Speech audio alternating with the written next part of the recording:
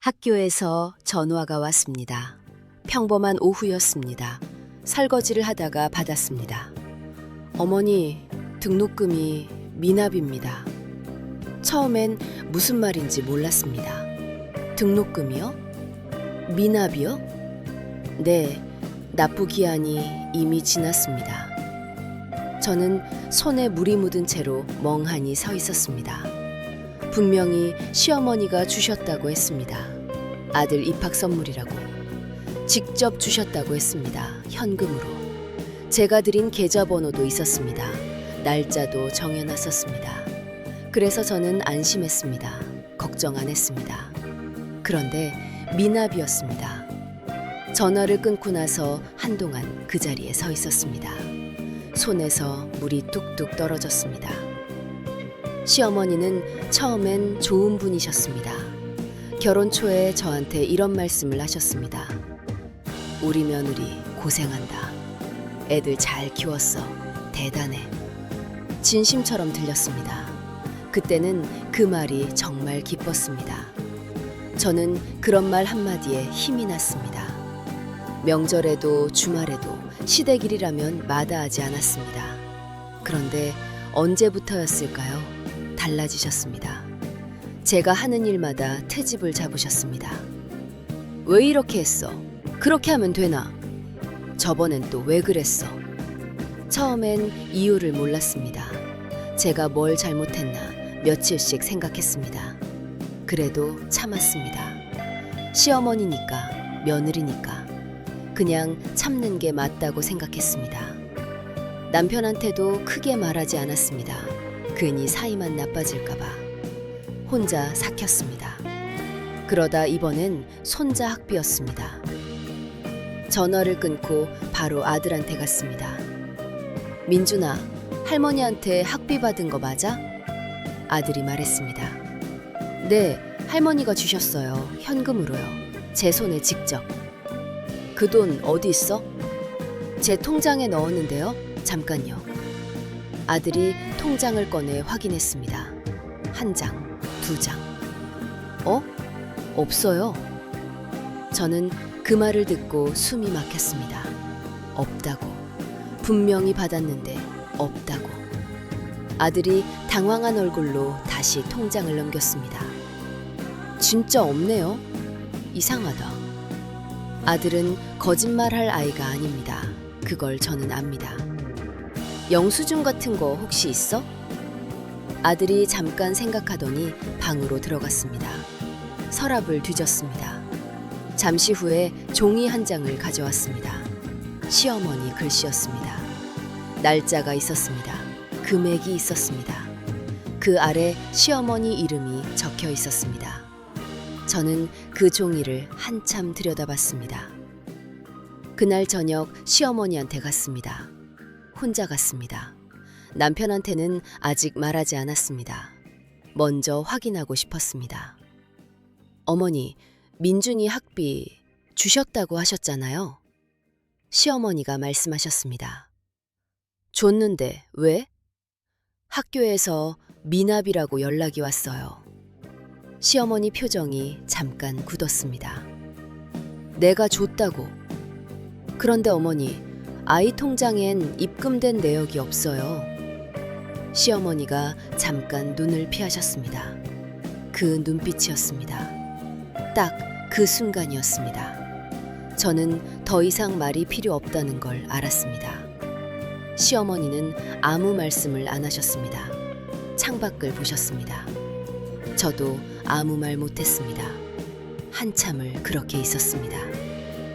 집에 돌아와서 남편한테 말했습니다. 처음엔 남편도 믿지 못했습니다. 어머니가 그러실 분이 아닌데?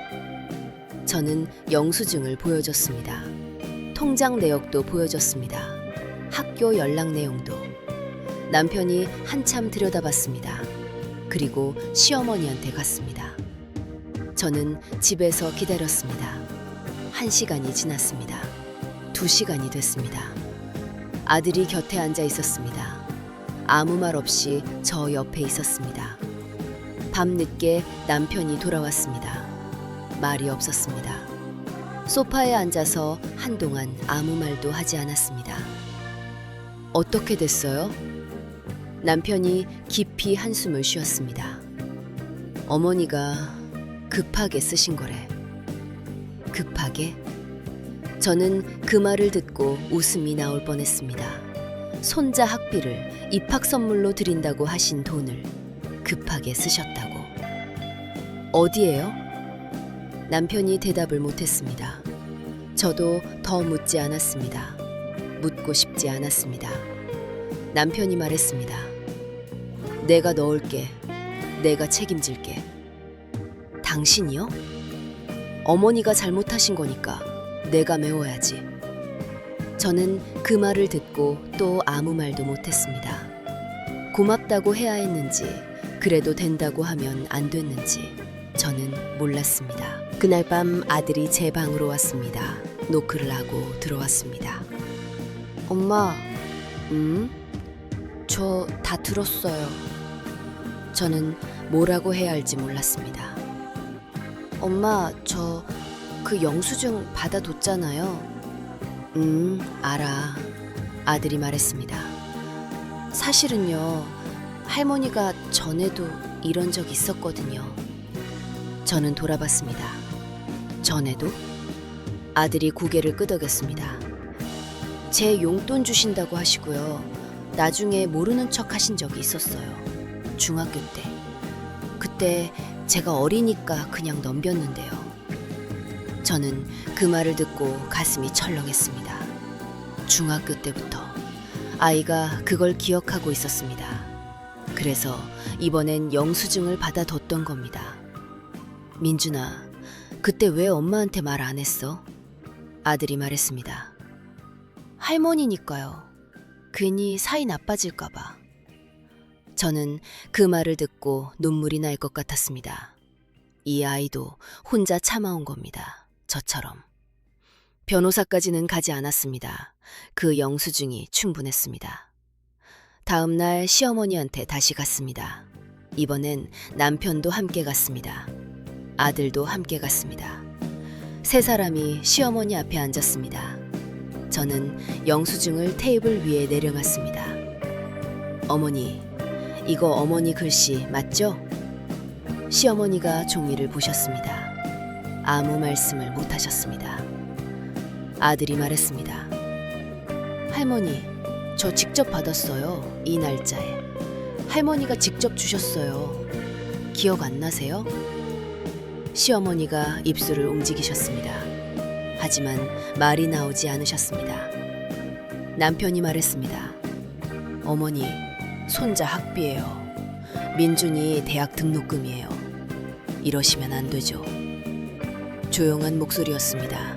그런데 그 조용함이 더 무거웠습니다. 시어머니가 고개를 숙이셨습니다. 한참이 지났습니다. 미안하다. 그 한마디. 저는 그 말을 들으면서 생각했습니다. 이게 끝인가? 미안하다는 한마디면 끝인가? 화가 났습니다. 그래도 참았습니다. 더 따지고 싶지 않았습니다. 그것보다 이게 끝나는 게 더 중요했습니다. 학비는 시어머니가 직접 내셨습니다.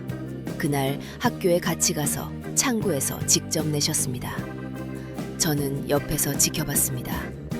아무 말도 하지 않았습니다. 집에 돌아오는 길에 시어머니가 제 옆을 걸으셨습니다. 차에 타기 전에 잠깐 멈추셨습니다. 며느리, 내가 잘못했어. 저는 대답을 하지 않았습니다. 고개만 살짝 끄덕였습니다. 그걸로 됐습니다. 그날 이후로 시어머니가 조금씩 달라지셨습니다. 먼저 전화를 하시기도 했습니다. 며느리, 밥은 먹었어? 작은 것이었습니다. 아무것도 아닌 것 같았습니다. 그래도 달랐습니다. 아들이 어느 날 저한테 말했습니다. 엄마, 고생했어요. 저는 말했습니다. 영수증 받아둔 네가 더 대단하지. 아들이 웃었습니다. 저도 웃었습니다. 오랜만에 웃었습니다. 살면서 억울한 일이 있습니다. 참아야 할 일이 있습니다. 그래도 준비하고 있으면 언젠가는 제 편이 됩니다. 아들이 그걸 알려줬습니다. 그걸로 충분했습니다.